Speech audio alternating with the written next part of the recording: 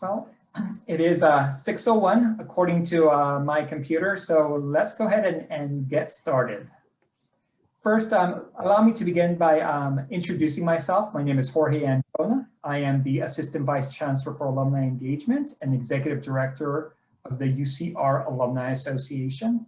And I want to thank you for taking the time out of your schedules to join your fellow Highlanders this evening. And while we wish we could be gathered in person, our program remains, our goal remains to provide you with opportunities to hear from and engage with members of the UCR community. And so in addition to this evening's program, we invite you to join us for the 34th Annual Alumni Awards of Distinction, which will take place on October 17th, as we honor and celebrate the accomplishments of this year's recipients. Additionally, I hope that you make plans to join us for Homecoming 2020. Enjoy from the comfort of your home. We won't be gathering in person, and that's going to be taking place from November 16th through the 21st. We also have planned a series of talks and other types of activities for that week as well. And you can register for those events online at alumni.ucr.edu. And now I'll introduce this evening's special guests. Both will present a 15-minute talk on how education is evolving and the role that the pandemic is playing in this evolution. And the format will be as follows. First, we will hear from Distinguished Professor of Sociology and Public Policy, Stephen Brint, followed by Assistant Professor of Special Education, Katherine Stavropoulos. At the conclusion of both presentations, I will facilitate a question and answer session. That being said, please don't feel compelled to wait until the end to ask your question. As I mentioned, we've enabled the chat feature and you can submit your questions at any time throughout the program. It is now my pleasure to introduce our first presenter. Stephen Brint is a Distinguished Professor of Sociology and Public Policy. His research focuses on topics in the sociology of higher education, the sociology of professions, and middle-class politics. A native of Albuquerque, New Mexico, Stephen Brint received his Bachelor of Arts in Sociology from the University of California, Berkeley, and his doctorate in Sociology from Harvard University. He joined the faculty in Sociology at the University of California, Riverside in 1993, after teaching at Yale University from 1985 through 1992. His talk will include discussion on how higher education is evolving and what changes we may see in a post-COVID landscape. Please join me in welcoming Distinguished Professor Stephen Brint. Thank you, Jorge.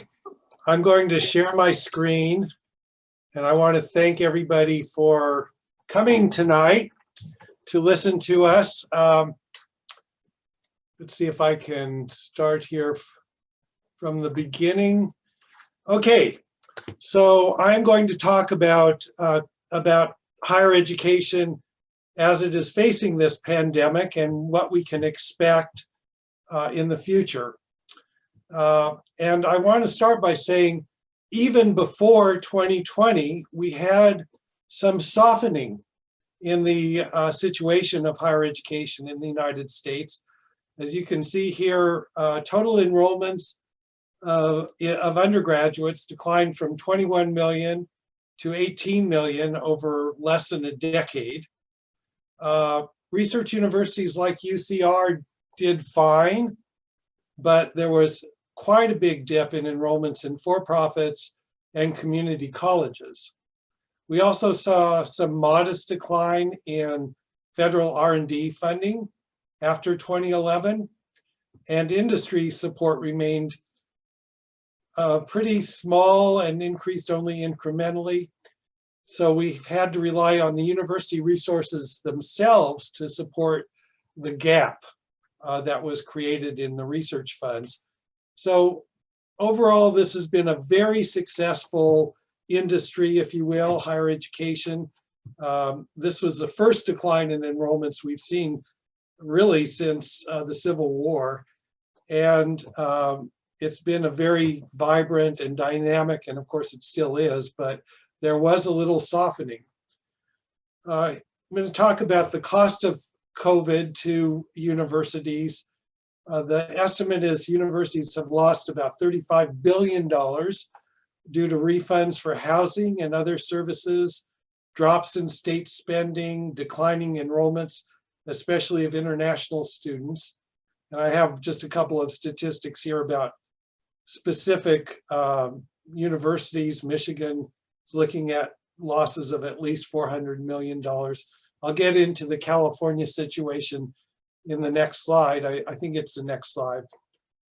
Even the canceling of the NCAA basketball tournament cost a lot of money for those schools who were involved in that tournament. We don't think about that, but that is a big hit. So the federal government has provided about $14.3 billion. You can see that's a lot smaller than the $35 billion in losses that came through the CARES Act. The higher ed associations say they need $47 billion from Congress to make up for the losses, plus adding to financial aid for students who cannot afford to go to college because their families, their heads of households and others may have lost income or lost jobs. The financial need is greater now than it was before. Earlier, we saw McKinsey estimating that almost 20% of graduating seniors were considering a gap year. It looks like it won't result in that many staying away from college. And of course, we've also seen many parents clamoring for tuition reductions due to the transition to remote learning, the inability of students to be on campus and to enjoy campus life. Thus far, universities have been resisting those calls for reasons you can all imagine. So here's the situation in California. Governor Newsom has announced proposed cuts of 1.7 million for California higher ed, more to community colleges, interestingly, than to CSU or UC. But that is just for the coming year. The next year's budget could be worse, maybe probably will be worse. And so our own campus is planning for a cut of $50 million and another cut of approximately the same amount for the next year. So we don't know yet how the cuts will be made, but all of the academic and administrative units have created plans for cuts in their own budgets of 10 to 15%. And furloughs and possibly permanent salary cuts even are on the table. The enrollment trends are actually not that bad, partly because higher education tends to be counter-cyclical to the economy. That means enrollments tend to go up when the economy is in recession. And of course, we're in a deep recession now. McKinsey more recently has predicted stability in enrollments this year, growth of 8% of those who would not otherwise have attended, and an 8% decline among those who say they cannot afford to attend college. So this recession in states that do not have generous financial aid, unlike California, is going to impact low-income students, underrepresented minority students, first-generation students more heavily than other students. The movement in enrollments is towards public colleges and universities, and especially those who are close to home, again, for reasons that you can all imagine. These estimates are borne out at UCR. Fall enrollment is expected to be at about the targeted level, perhaps a little higher. So we're not really expecting a huge impact on enrollments, but we still have these other budgetary challenges that we're facing. So here are some of the institutional changes ahead. We are likely to see the closure of more private colleges, in particular those who are low enrollment, low endowment colleges. Many of them are religiously affiliated. We are going to see probably closure of more for-profits and some community colleges. People have looked into this, think that 20% of private colleges have serious financial problems. Some will weather the storm, but some will not. We're likely to see merger of public regional colleges in states with declining populations. And we're going to see the elimination of more low enrollment majors in all likelihood. Foreign languages are always one that is up for the cutting board. But there are other low enrollment majors. In some places, even majors like physics and math are low enrollment. Not true at UCR so much, but it is true. Some disciplines that we think are impregnable or invulnerable, we may find are not. And of course, we're going to see stronger promotion of online education as a viable, less expensive option to the physical campus. Those of us at UCR have gotten used to teaching online this last term and now this term, and we'll see what happens in winter, but probably winter as well. I would say that it's a mixed situation with respect to remote learning or online learning. There are many opportunities and there are some problems. I would say that some students prefer online learning and feel more comfortable outside of the physical classroom. Sometimes students feel the physical classroom is a bit intimidating, and especially when it's a small class. And the online format helps them feel more comfortable in some cases. There are techniques that have been developed to improve the online experience: short lectures, breakout rooms, pre-recorded lectures, so that you can have more discussion not face-to-face, but in the online synchronized setting. Of course, there's a lot of convenience to the online setting. There's no travel, there's no dressing up for class. You can tune in from anywhere. So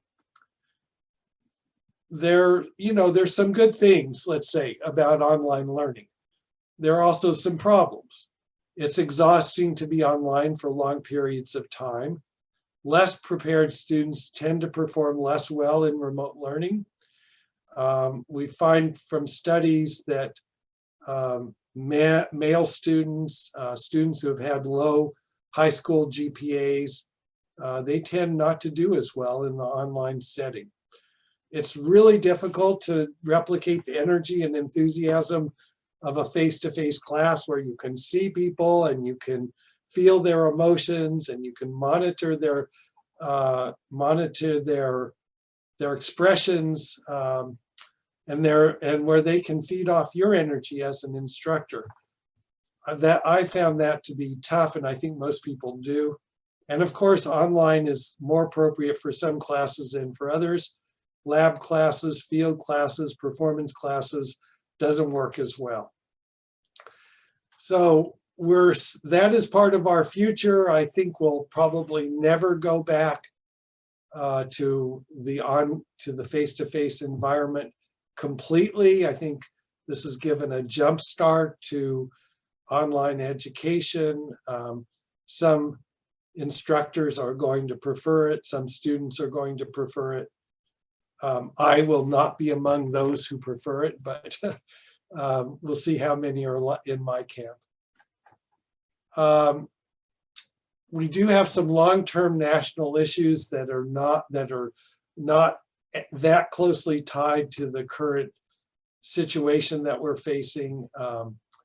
Some of you know that tuition costs has increased to 3 to 4 times the rate of inflation since the 1980s. And many students have quite a lot of debt starting out in life. Student debt as a total is over $1 trillion now. We're very lucky to live in California because California has pretty generous financial aid. There are only about 4 states in the country that do have pretty generous financial aid. And so many students in other states besides New York, New Jersey, Washington, and California are struggling. And of course, some of our students are struggling too. There are quality issues. There's a famous study that showed that 1/3 of students made no statistically significant gains in their analytical and critical thinking skills on a very good test of those skills between their freshman and senior years.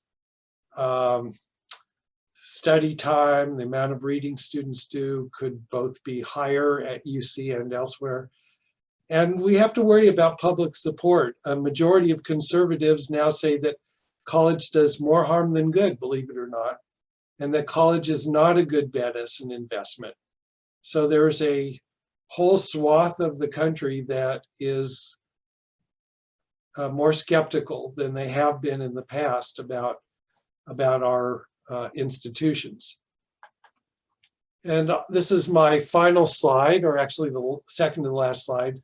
I want to emphasize that in spite of the problems that we face as an institution, we never have needed informed citizens and university research more than we do now. We have tremendous issues confronting us as a country.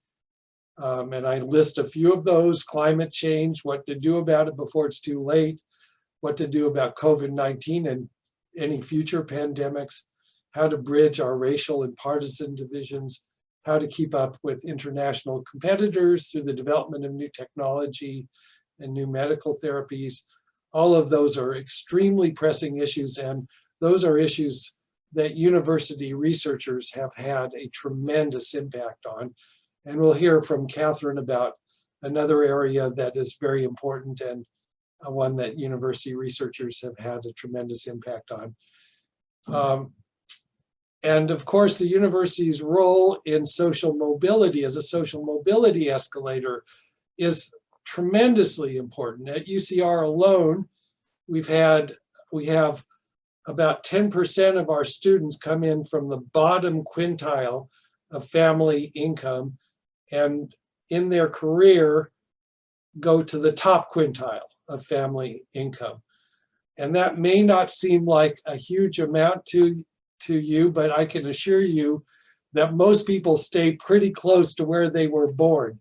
So to have an institution that provides that degree of mobility for that many students is just something very important.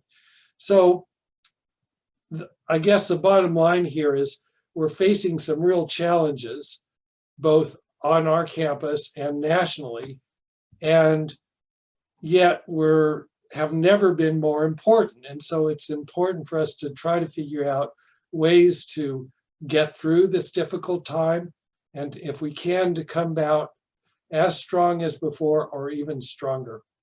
So I will leave it there. Thank you so much. I'm looking forward to your questions. Thank you so much, Professor Brint. And as a reminder, please type in your questions in the chat and we will get to them after the next presentation. And as a reminder for our Highlanders that are online with us, in case you missed the news, UC Riverside ranked #1 in social mobility for the 2nd year in a row.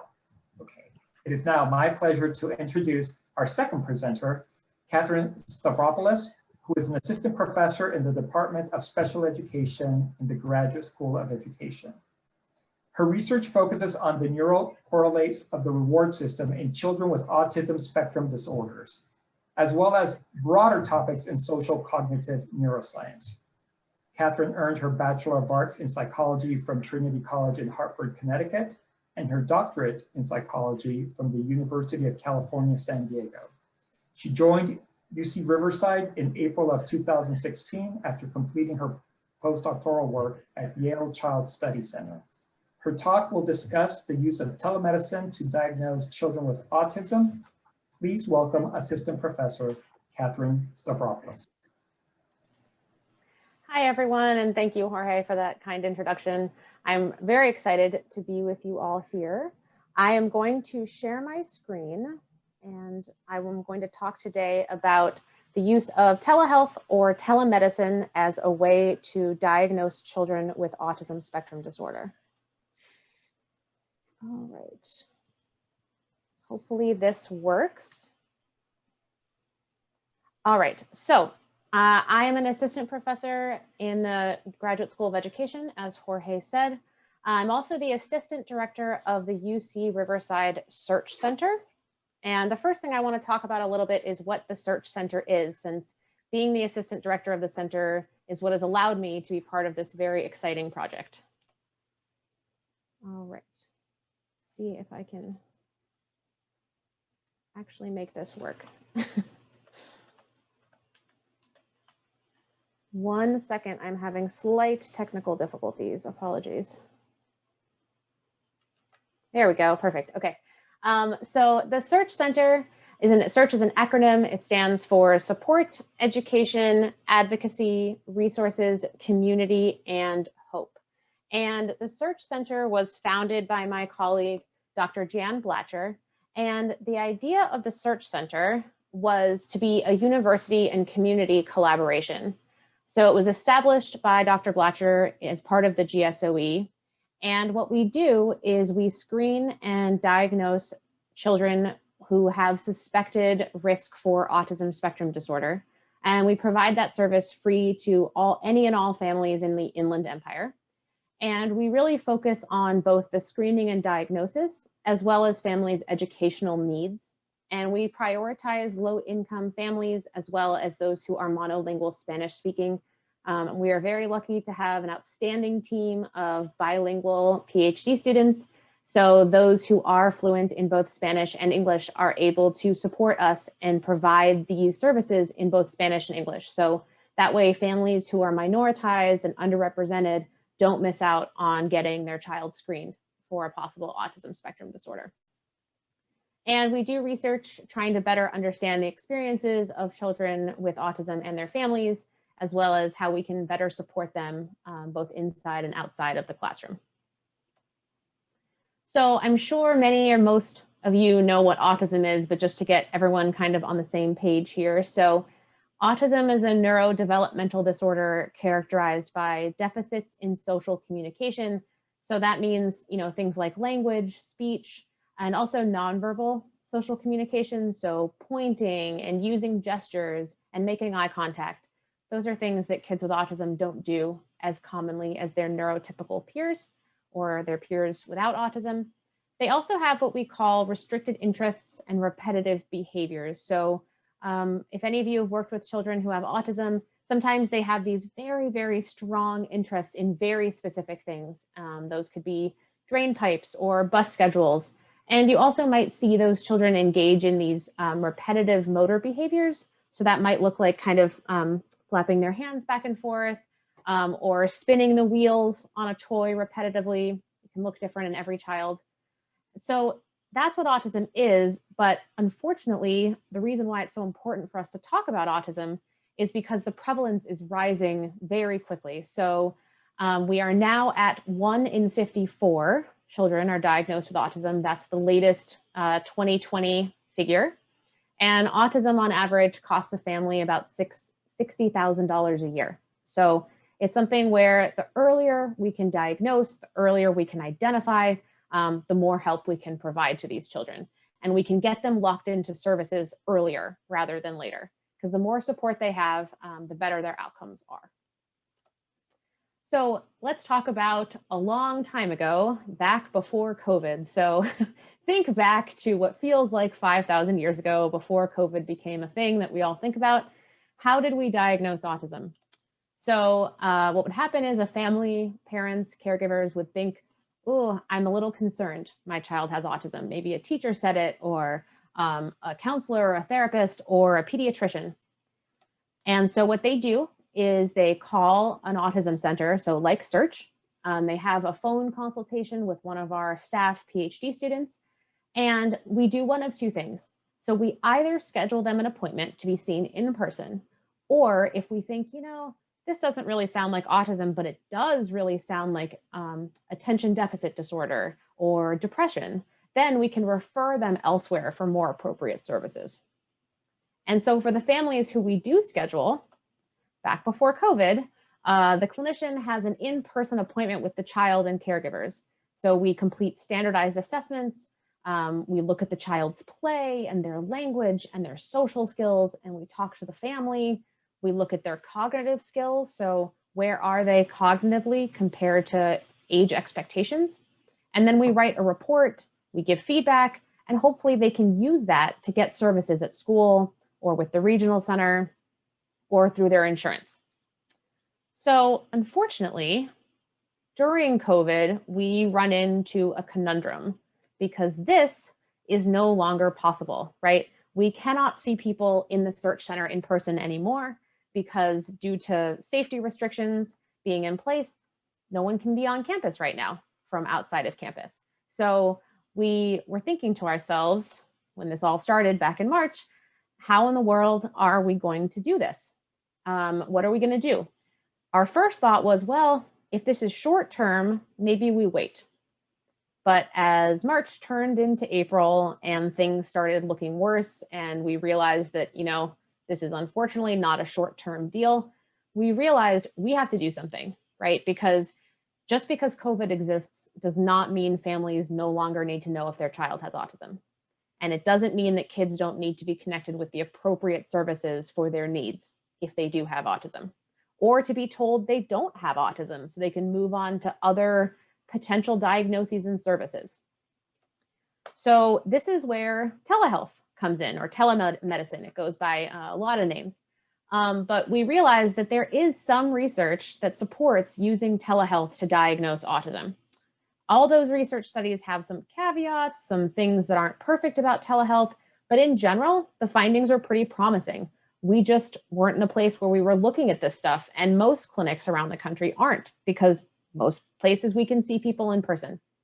So we realized there are two methods that are most popular for using telehealth to diagnose. The first is live video conferencing, right? So exactly what we're doing now. You talk to the family via Zoom or Skype or FaceTime. You can have live interactions with the child and try to diagnose that way. The other way is called store and forward methods. So a parent might take a video of a specific interaction. So the parent is told, try to take a video of your child while you play with them, for example. And then the parent uploads that to a secure server, and then a clinician can watch it.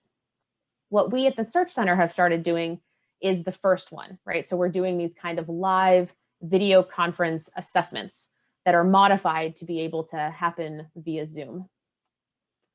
So let's think about what this looks like. I'm really excited to share this with you guys because it's been, I think, one of the most clinically enjoyable experiences of my career, being able to serve families remotely. So what happens is I sit here as a clinician on my computer at my desk at my house, and we connect via Zoom with young children. I'm going to talk about first with young kids. In this slide, this is just kind of a stock picture, but if you pretend that this woman is a caregiver of this adorable little girl with the pigtail buns, what I do as the clinician is I say something to the mom like, okay, try to engage her in play. Let's see what she does if you bring out the animals. And then I watch and I take notes and I make clinical observations. I'll give the parent specific instructions like, hey, well, she's not looking at you. Can you call her name so I can see if she orients her face to you? Or can you point to something across the room to see if she follows you pointing, like with her eyes? So I do all those things. I kind of have them engage in specific social scenarios, but mostly I'm sitting back and I'm watching them, parent and child, have these really nice interactions. And I look at social skills live in real time with a caregiver. And then I can make this similar notes as I would make if I were the one doing it live, except for I'm watching them in their own house. And the awesome PhD students at Search, some of whom I know are here because I see their names on Zoom, gave me some really good screenshots. So this is actually a screenshot of us doing an assessment on Zoom with a little boy who's adorable. And you can't quite see his mom in this screenshot, but you can see him, and she's holding up Mr. Potato Head for him. And they're about to have a very sweet pretend play scenario where he puts the hat on the Mr. Potato Head. He actually put the hat on himself first. It was very sweet. But it's interesting because it allows me to see, for the first time in my career, I have to say, parents interacting with their kids in their own house where the kid is most comfortable and with their own toys. Because sometimes kids don't like the toys we have at the clinic. And this is interesting because, you know, I don't have a Mr. Potato Head. I have other toys. But if he likes Mr. Potato Head and that's what he's used to doing, I can see his social skills in that moment, which is really cool. So of course, it doesn't quite look like this with older kids.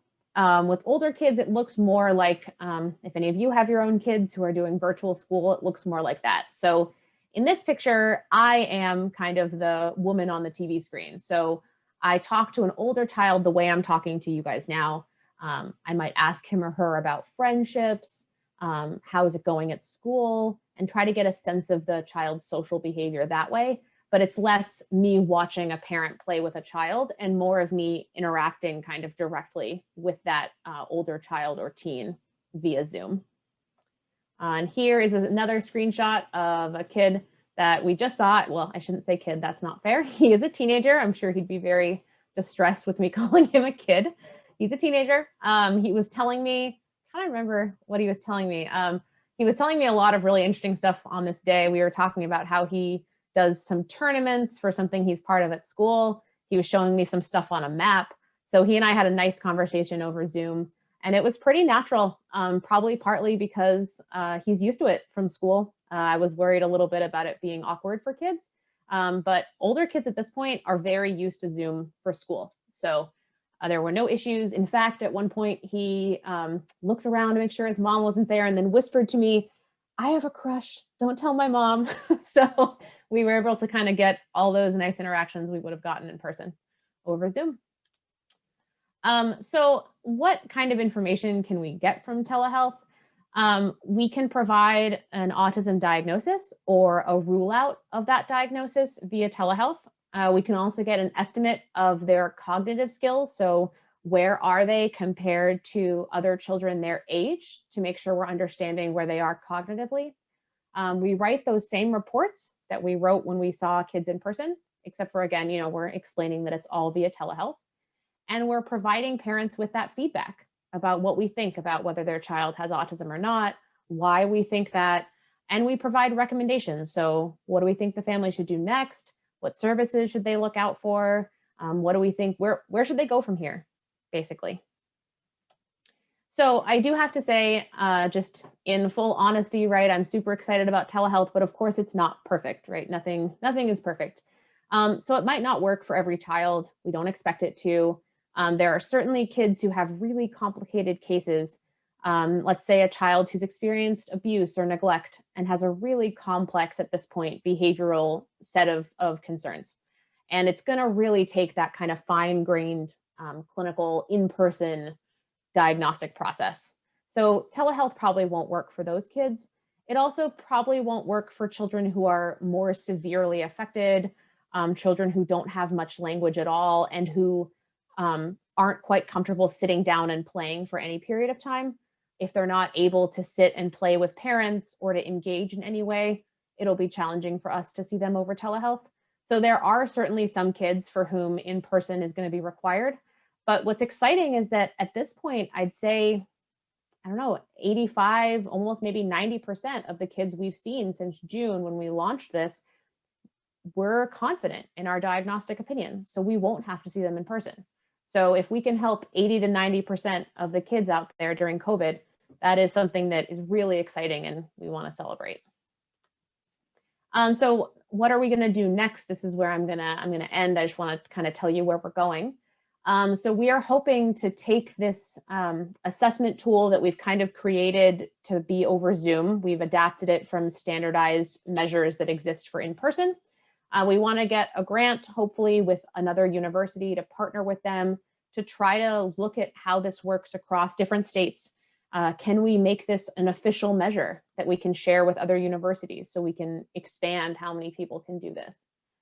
We also got a grant in the fall of this year from the UCR School of Medicine that will allow us to actually, within an individual child, compare telehealth to in-person. So each child gets both telehealth and in-person assessments. And the people that do telehealth versus in-person are blinded, quote unquote, so they don't know what the results of the other evaluation were. And that can actually tell us, how accurate is this? How accurate is it compared to our kind of gold standard? So we can get a real, research-informed perspective on that. We're also going to continue to use telehealth even after COVID. So when we started this telehealth journey, I was convinced that this would be a short-term thing just to kind of get us through COVID. And now I've really changed my mind. I think that telehealth is something that we are going to absolutely continue using, because there's a lot of families in the Inland Empire who can't come to search. They don't have reliable transportation, or they live in the high desert, or they can't get time off work. So this especially is true, unfortunately, for our minoritized families and those who are lower socioeconomic status. So I think for these families, it's going to be really critical to continue using telehealth, and we're excited to do that. And so as I end, I just want to say thank you so much to Director Jan Blatcher, director and founder of Search, all of our wonderful PhD student fellows who make this work possible, our undergrad volunteers, all the children who allow us to come into their home via Zoom and assess their child, and of course, the UCR School of Medicine for funding this latest research. Thank you, and here's my contact information if people want to email me or email Search after this. So thanks so much. Thank you so much, Professor Stavropoulos. That was a wonderful overview. And just a reminder that we now have an opportunity to ask our panelists some questions. So the first one is for Professor Brint. You mentioned during your talk that there is a difference in terms of the learning style among male students, and why do you think that is? Why do you think that males do not do as well with online learning? Yeah, okay, great question. It turns out that males don't do as well in higher education in general. And some of that just has to do with maybe the way their brain develops over time. Some people feel that it takes a little longer for the guys to mature, but certainly there are a lot of hypotheses out there. One is that women communicate better and communicate about class better with one another. And another is that for whatever reason, the women are more conscientious about class. Will, for example, in the online environment, will tune in and listen in a more conscientious way.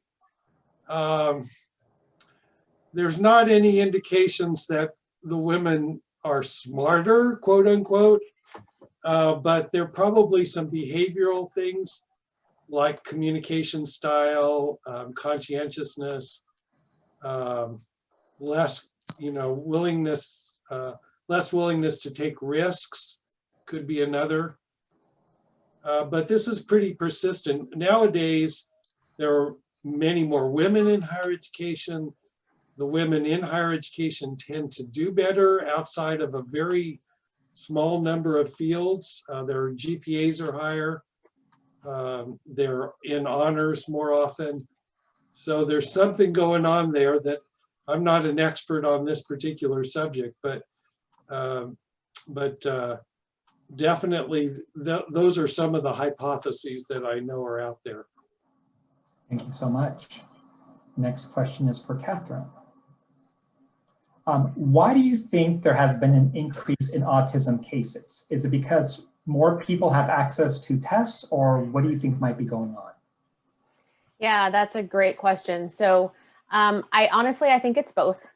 I think there's a combination of many factors. So the primary of which I would say is that we're a lot better at diagnosing autism now than we were, 20, 30 years ago.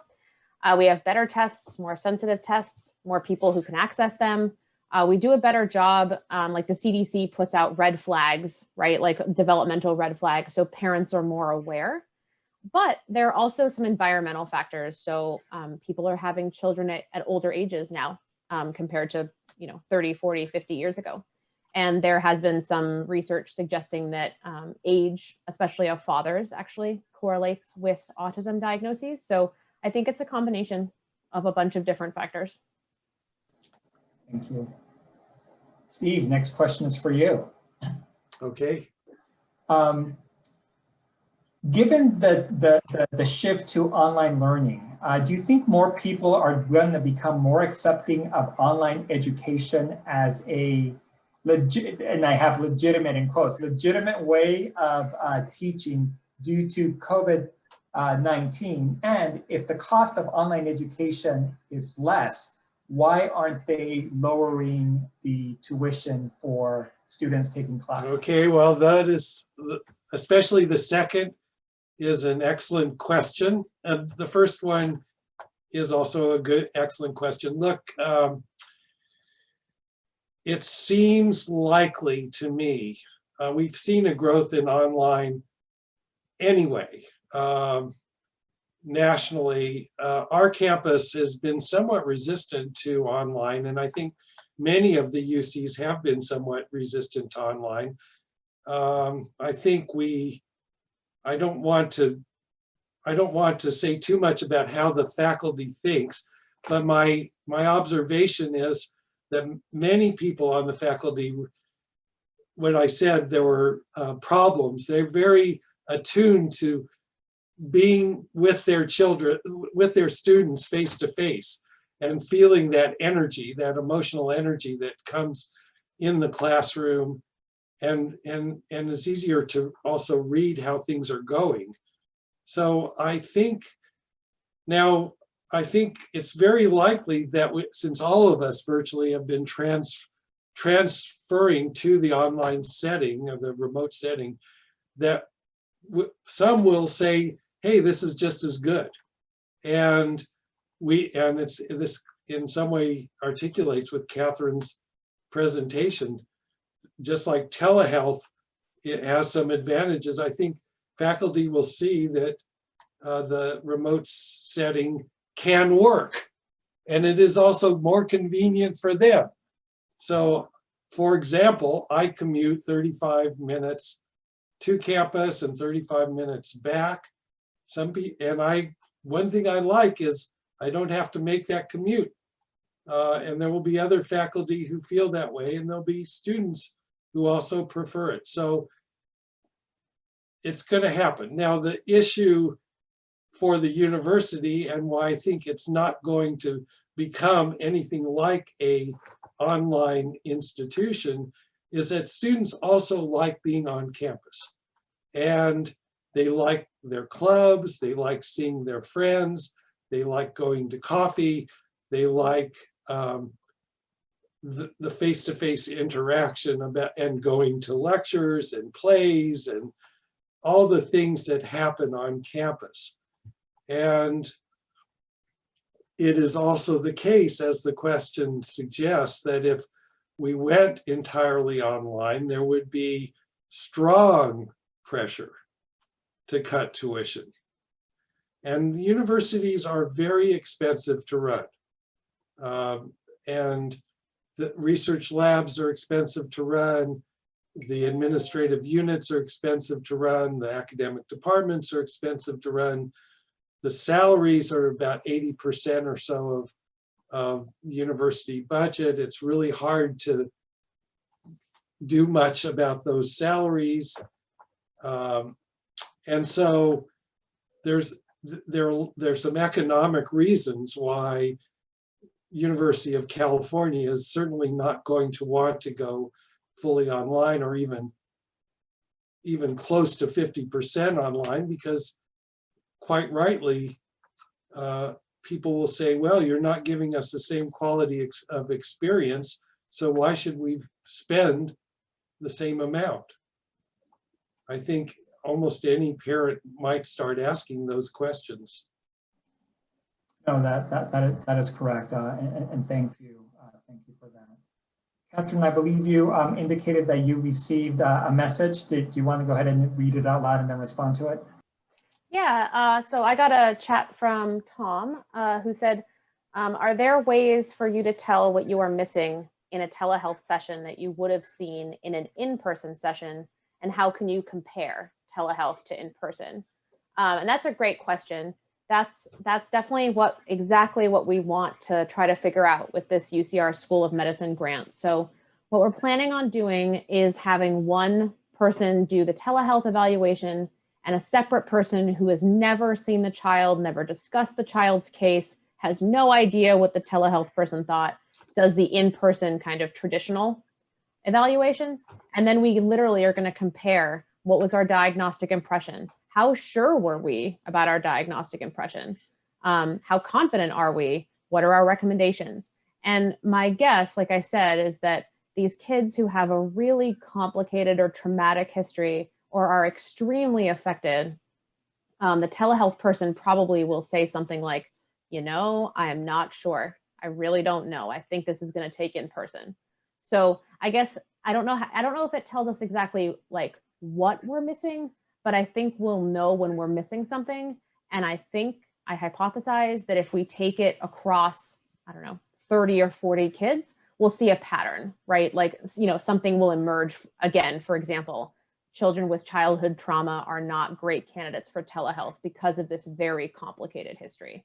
So that's what I think we'll find. But the fun part about science is you don't know until you do the experiment. So we'll see. Maybe I'm wrong and there'll be something totally different, a different pattern, but I'm excited to find out. Great, thank you. Steve, I have another two-part question for you. Okay.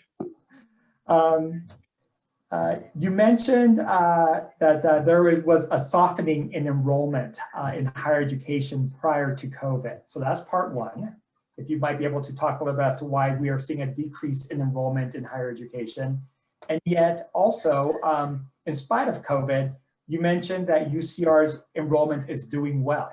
So can you perhaps shed a little bit of light of why you think that is, both the pre-COVID decline and then UCR is actually, the numbers are holding steady? Yeah, okay. Most of the decline in the period 2011 to 2018 was at the community college level and in for-profits. For-profits fell off the cliff, partly because the Obama administration had had a rule that they had to show that students were actually getting jobs, and many of them weren't able to show that. So quite a few went out of business, and some also aligned with nonprofits, like Kaplan became part of Purdue University, for example. So the research universities actually did quite well. And I just looked into this, and it turns out we just looked at public universities. Where they aren't doing as well is states that have Republican governors and legislatures. But again, that's the biggest declines are in the community college sector in those states. Some of the things that you might expect would be associated with lower enrollments aren't, like the proportion of students from low-income families in a state is not necessarily associated. Enrollments tend to go down when employment is good, and they go back up when they're high unemployment. There's a bit of an effect there. But research universities have tended to do well. So it's really not surprising that UCR is doing okay or better than okay, because we happen to be in that sector of higher education that is doing well. The other part that's not doing well, or as I said, are the small privates. They're also struggling. They have higher tuition, and sometimes it's hard for them to make their classes. Well, then the enrollments that they need. No, thank you. And I know that I think part of it too is, I mean, for our students that are continuing with their education, they've already have invested time and resources. So wanting to complete that degree becomes very important. And then for our entering students, I know that we also saw one of the largest enrollment numbers for summer sessions. And when you ask students why that is, it's because, well, what else do I have to do? It's like, I can't, the normal summer went away, so might as well take advantage of the opportunity of advance your degree. So that's another piece. Exactly true. Katherine, this question comes for you, and I know that you mentioned that on average, a family will spend close to $60,000 a year with who has a child that's been diagnosed with autism. So, what type of resources are available for these families once the child has been diagnosed? And are you aware of any online resources that are becoming available as a result of COVID?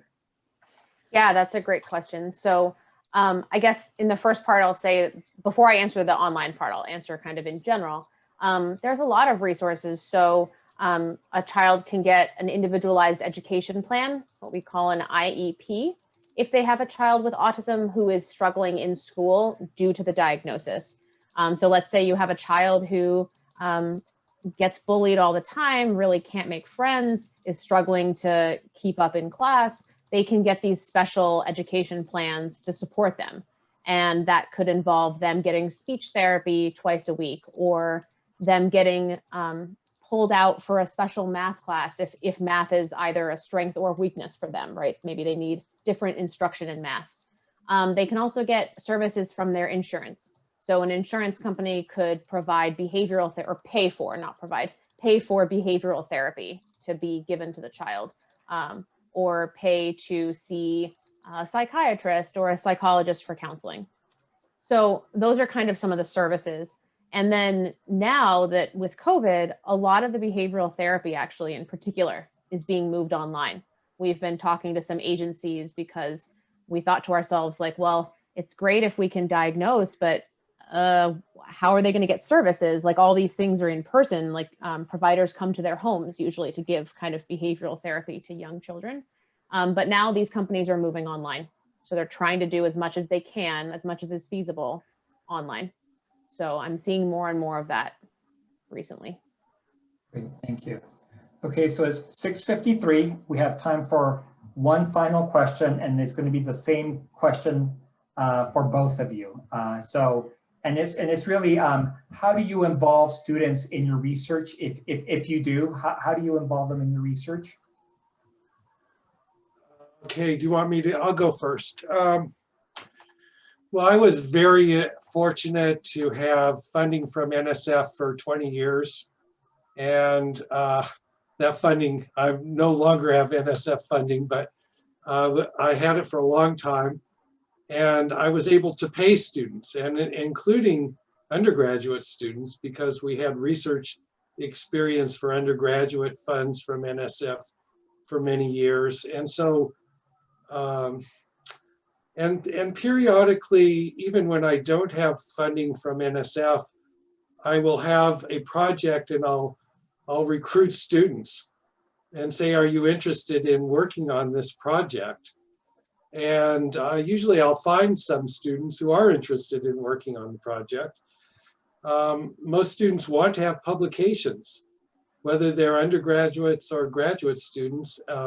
Undergraduates, it certainly helps with if they're planning to go to graduate school, even in a non-academic field, to have publications. So I can't promise them that the research will culminate in a publication, but most of it does. And so I've been very, very fortunate to work with wonderful undergraduates as well as graduate students, some of whom have gone on to academic graduate programs at places like Princeton and Berkeley and UCI and many other places. So if you've got ideas, even if they're not funded, you're likely, and we have also a program that I started when I was vice provost to connect students who are interested in research with researchers, a research portal. So the professors will post their research and how many students they need to work on it. And students will then get in touch with the professor. And if there's a good match of interest and sometimes qualifications, it goes forward. That's wonderful, thank you. Katherine, how about you in your research? Yeah, so I involve both undergraduate and graduate students. So In the clinical work at Search, we have, it's more than 8 now. It must be like 10 or 11 PhD students who work at Search in the clinic with us. And I help to train them on these kind of diagnostic measures and then oversee the clinical administration of those measures. And they get experience writing clinical reports, seeing children, completing the measures, scoring the measures, interpreting the measures. So we are very lucky to have such a talented team of PhD students for the clinical work. In terms of undergraduates with clinical work, it's a little tricky to involve undergraduates in such sensitive clinical work. We do have undergraduates coding videos, entering some data for us. My neuroscience lab, that's kind of the other hat I wear. Neuroscience lab, we do have undergraduates also helping us with research appointments and learning how to put on the EEG cap to measure brain activity and learning about how a lab is set up, and graduate students doing that as well. So we are very lucky to have the team that we do. Thank you. And thank you to both of you for joining us this evening for these wonderful talks. Again, I know that you all join me in thanking our presenters. And here's some upcoming activities for you to be able to join us if you are interested. I mentioned the Alumni Awards of Distinction taking place on October 17th. Also on October 23rd, we're going to be offering a session on alumni with the Alumni Career Network and Career Pivots. So if that is somebody, or if you know that might be for you or considering a career pivot, please be sure to join us for that session as well. On October 24th, we have our Black Alumni Scholarship Fundraiser. And you can find more information about these upcoming events on alumni.ucr.edu. The last thing I did not mention was, the UC Alumni Career Network First Generation Professional Development. So that's taking place on November 5th. Again, thank you so much for joining us, and we hope that you enjoy the rest of your evening. Thank you for having us. All right. Bye-bye, everyone. Thank you. Bye, thank you.